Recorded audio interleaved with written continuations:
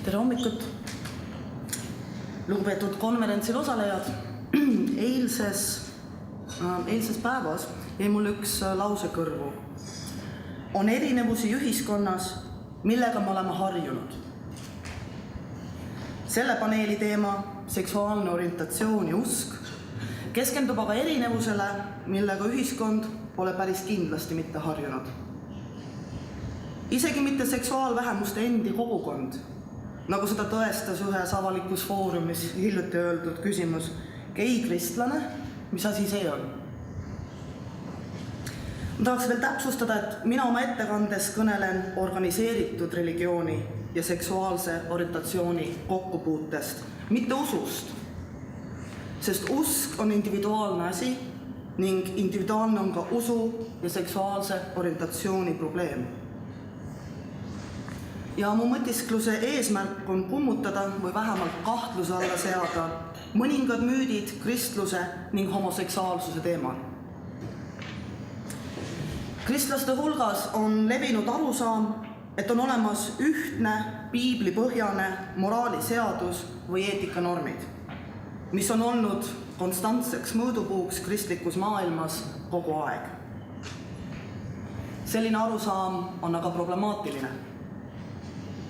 Ilmselt enamus siin viibijatest, isegi kui te kristlased ei ole, on kuulnud, et homoseksuaalsus on piibli kohaselt vale.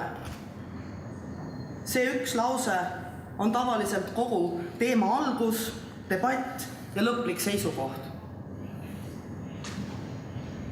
Suur osa piibliuurijatest, vähemalt need, kes tunnustavad ajaloolist tõlgendamist, nõustuvad, et piibli kasutamine eetikas tõstatab paratamatult aja ja konteksti küsimuse. Ja sellest ei saa mitte mööda vaadata. Sest kui me vaikime selle aspekti maha, siis ei tunnista me ka mitte piibli ajaloolist kujunemist. Kahtlemata on kristlaste usulise ja kõlbelise elu küsimustes kõrgemaks autoriteediks piiblis väljendatud seisukohad. Kuidas neid aga mõistetakse või tõlgendatakse, on läbi aegade erinenud. Eriti oluline on tõlgendamise roll tänapäeva teoloogilistes debattides, kus tuleb väidelda teemadel, mida piibel ei maini. Kui me eirame konteksti, kultuuri ja tõlgendamise variatsioone, siis ei õnnestu meil ka mitte debatti pidada. Sest me oleme olukorras siis, kus eksisteerivad polaarsed tõed ja arutelu jaoks ei ole kohta, sest kuigi mõlemad pooled aktsepteerivad piibli autoriteeti, nad lihtsalt mõistavad seda erinevalt. Pühakirja seisukohtade erinevat tõlgendamist ei peaks kartma. Kui seda teha tasakaaluka dialoogi läbi, siis võimaldab see avastada palju rohkemat, kui me oskame arvata. See võib olla inspireeriv, see võib olla ka erinevusi ühendav. Fundamentalistlikud piibli tõlgendajad usuvad, et piibel on väljaspool aega. Sõnum ja olukorrad 1000 aastaid tagasi on samamoodi tõesed ja maksvad tänapäeval.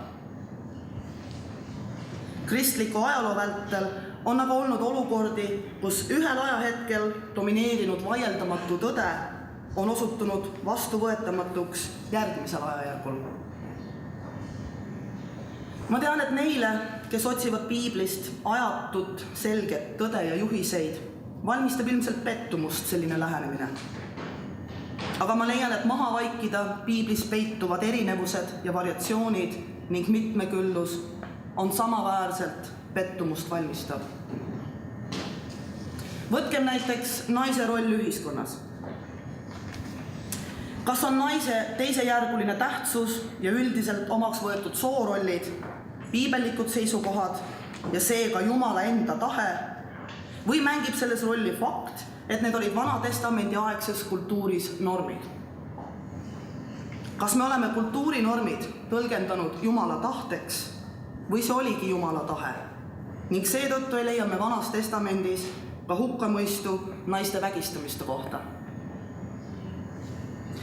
Kui me ei küsi neid küsimusi ja ei otsi seletusi sündmustele, mis tänapäeva piibli lugejates ja usklikes võõristust tekitab, siis me aktsepteerime vaikides ebaõiglust.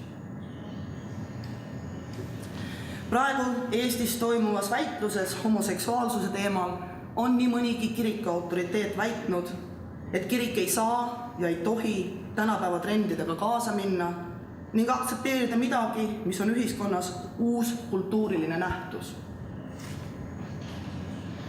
Uue Testamendi lähimal uurimisel ilmnevad aga erinevused käitumismoraalis ja ühiskonna trendidega kaasa minemine.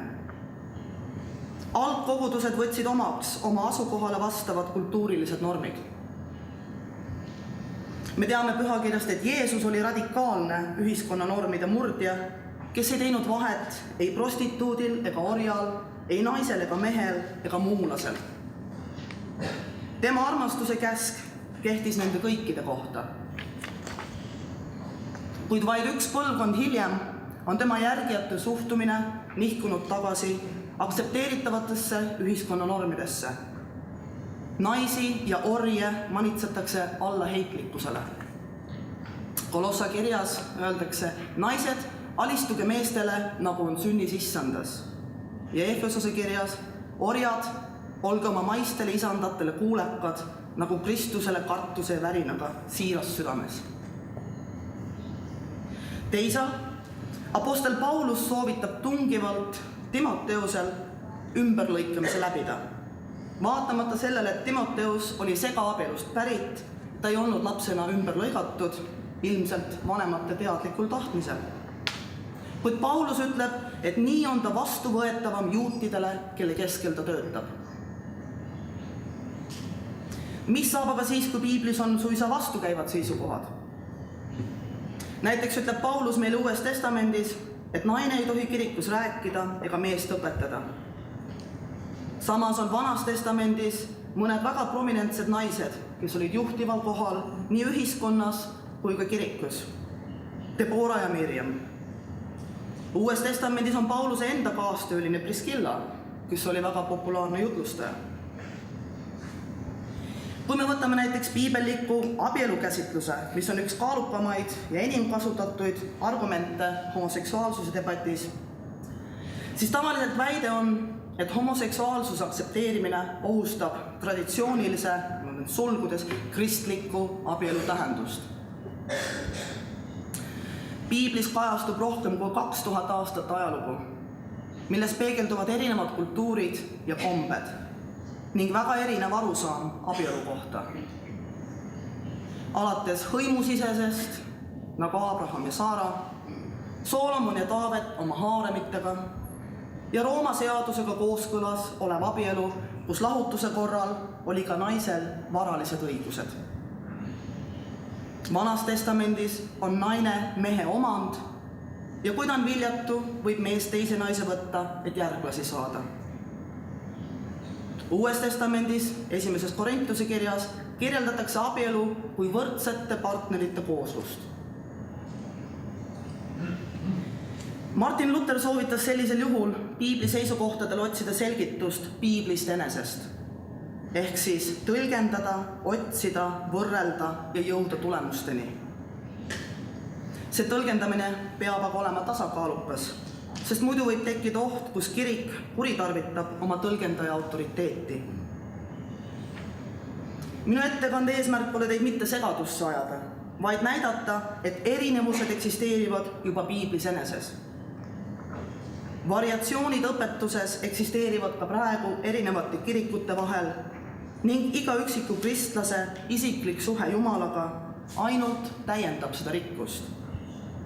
Erinevus rikastab. Kõik need vastukäivad seisukohad piiblis ja vaieldavad eetilised juhised on sundinud kirikuid mitmeid probleeme ja nähtusi põhjalikult arutlema. Ja tulemus on olnud rikastav nii kirikutele kui ka ühiskonnale ning toonud kaasa mitmeid positiivseid muutusi ja reforme. Erinevused ei pea olema takistuseks ühtsusele. Meil ei ole vaja kaugelt näidet otsida. Eesti Kirikute Nõukogu võttis aastal 2006 vastu ühised bioeetilised seisukohad. Vaatamata olulistele erinevustele liikmeskirikute õpetuses, mis puudustavad pereplaneerimist, kunstlikku viljastamist, jõuti siiski seisukohtadeni, millega kõik või enamus nõustus. Küsimus, kas on oodata Eestis põhjalikku teoloogilist diskussiooni homoseksuaalsuse teemal? Loota võib. Kui Eesti Kirikute Nõukogu aastal 2008 oma seisukoha homoseksuaalsuse küsimuses avaldas, siis mainiti pöördumises järgnevat.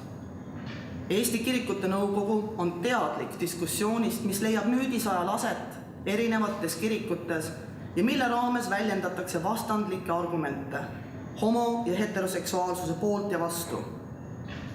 Käesolev dokument kajastab liikmeskirikute ühist seisukohta, et pühakirja traditsiooni ei saa ümber tõlgendada homoseksuaalset praktikat heaks kiitvas tähenduses. Sellest pöördumisest võib järeldada, et debatti pole vaja. Samas, kui kontratseptiivid, kunstlik viljastamine ja pereplaneerimine on olnud avalikus arutelus ja osana igapäevasest elust juba aastakümneid, siis on ka lihtsam nendel teemadel kaasa mõelda ja seisukohti formuleerida. Omaette küsimus on, kes on nende seisukohtade poolt esindatud. Kirikute liidrite hukkamõistvad pöördumised kõlavad meedias seetõttu, et nad on kirikute liidrid ning meedias on nad esindatud oma võimupositsiooni tõttu. Saar-Polli uuring, mis tehti selle aasta juunikuus, märgib muuseas, et 42% usku eriti tähtsaks pidavatest inimestest ei loe tegelikult piiblit. 26% ei võta osa Jumala teenistustest. 8,3% neist peavad Jeesust müütiliseks inimeseks. Kui nüüd sellele statistikale lisada teoloogiliste uurimuste puudulikkus, siis tuleb tõesti küsida, kui hästi informeeritud on kirikute juhid oma pöördumiste formuleerimisel. Ja meeles maksab pidada ka seda, et kiriku juhtkonna seisukohad ei ole absoluutsed. Tasakaalukas ja informeeritud debatt homoseksuaalsuse üle on Eesti religioossel maastikul alles algamas ja ma arvan, et meil on veel väga pikk tee ees. Kuid meil on abiks rikkalik kogemus naaberriikidelt ja eeskujud mujalt maailmast. Meil on toetus ja tahe riigi poolt ja mis kõige tähtsam, meil on kohustus, sest meil on vaja inimeste eest hoolt kanda. Olgu siis perekondlikus või pastoraalses kontekstis või ühiskondlikus kontekstis, kus riigil on võrdse kohtlemise vastutus oma kodanike ees. Suhtumiste muutumine algab tavaliselt üksikinimese tasandilt ja selleks on parimad vahendid avatud ja otsekohene suhtlus ning kogemuste jagamine. Need saavutavad tihti paremaid tulemusi kui teoloogilised pöördumised või seadused. Ja selle kinnituseks ma tahan teile tuua mõned näited Inglismaalt, kus aastal 2006 Stonewall viis läbi uurimuse leidmaks, et kas on tõesti õige, et kõik usklikud ei salli homoseksuaale. Koostati 6 erinevat gruppi erinevates vanustes inimestest ja erinevatesse uskudesse kuuluvatest inimestest ning küsitleti neid. Ja siin on mõned tsitaadid siis küsitletutelt.